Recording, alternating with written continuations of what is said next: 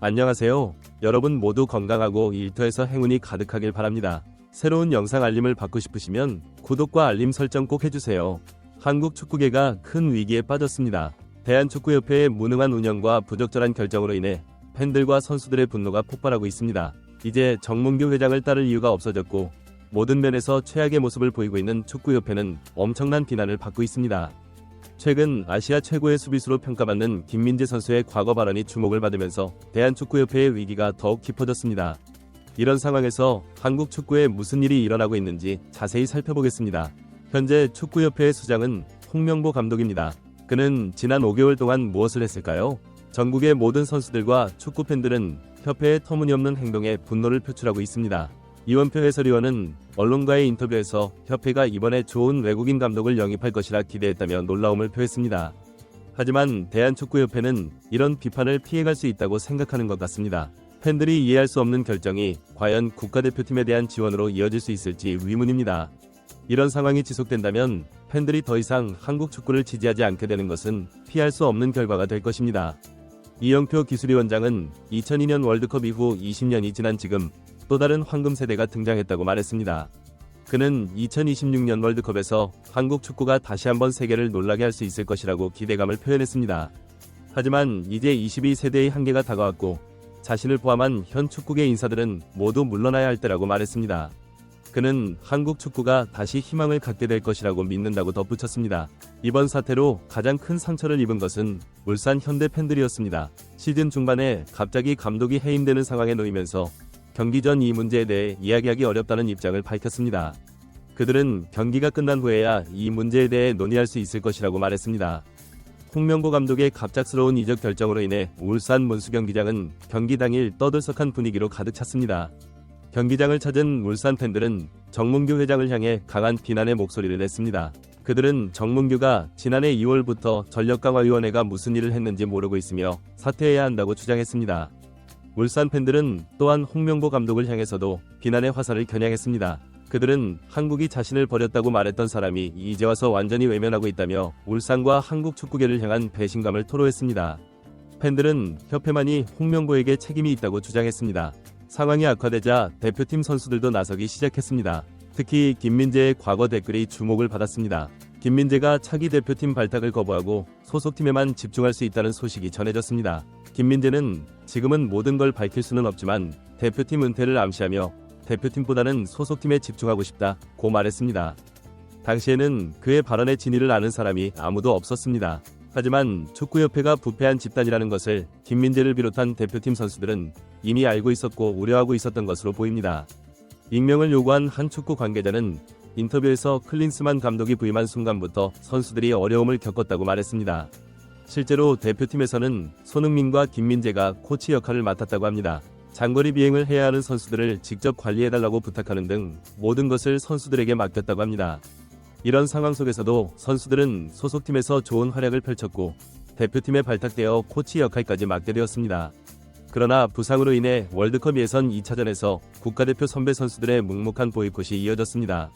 특히 이번에는 손흥민이 대표팀 은퇴까지 고려할 정도로 상황이 심각했습니다.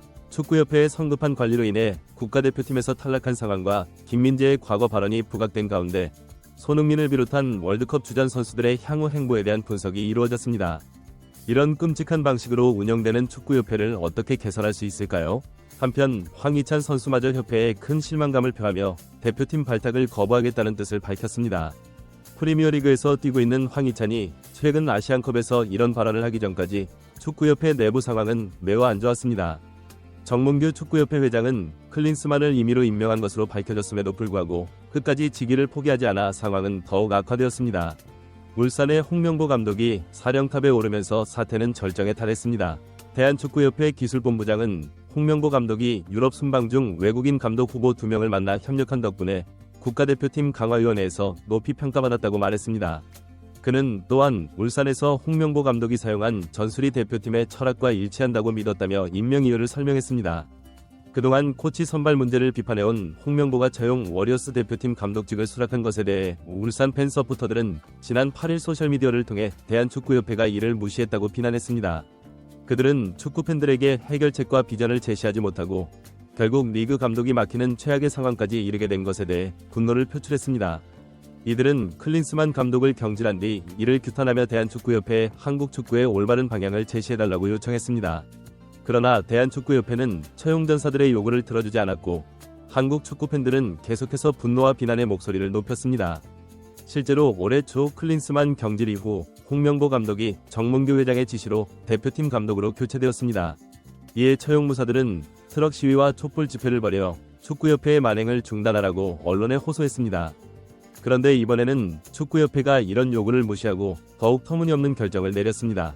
게다가 정몽규가 사퇴한 뒤 대표팀 감독을 맡은 이임생 기술감독에 대한 비난도 쇄도했습니다. 지난 8일 이임생의 취임 기자회견이 열렸습니다.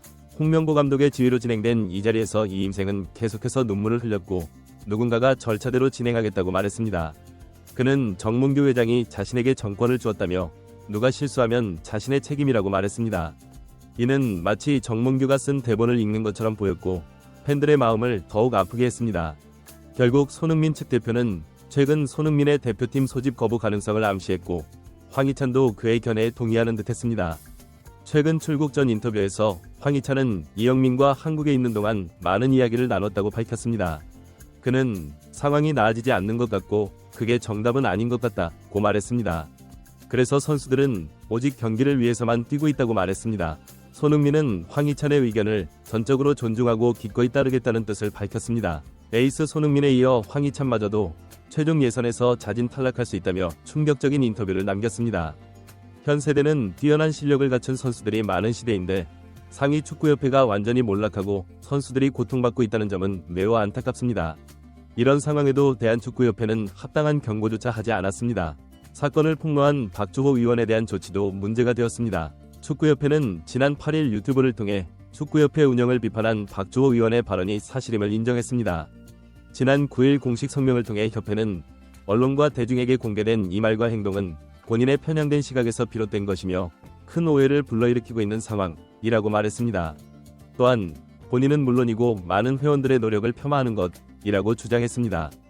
협회는 국가대표 전력강화위원회 자체가 우선이기에 지난 5개월간 함께 일을 했다며 남은 실무위원들에게 사과하고 설명해야 할 것 같다고 했지만 이는 오히려 최악의 대응으로 이미 좋지 않은 대한축구협회의 상황을 더욱 악화시켰습니다.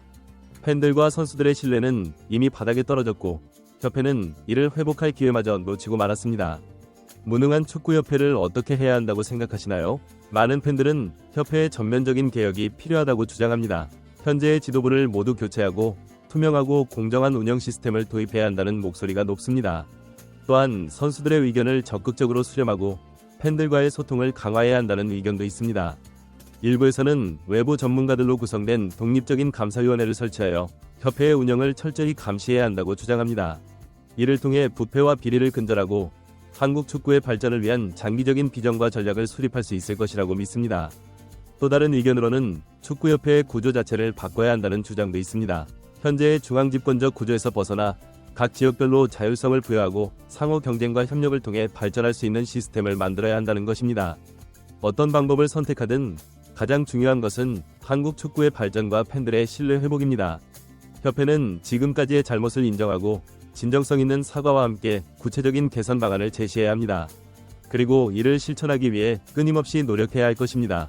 한국 축구의 미래는 밝습니다. 손흥민, 김민재, 황희찬 등 세계적인 선수들이 있고 젊은 유망주들도 계속해서 등장하고 있습니다.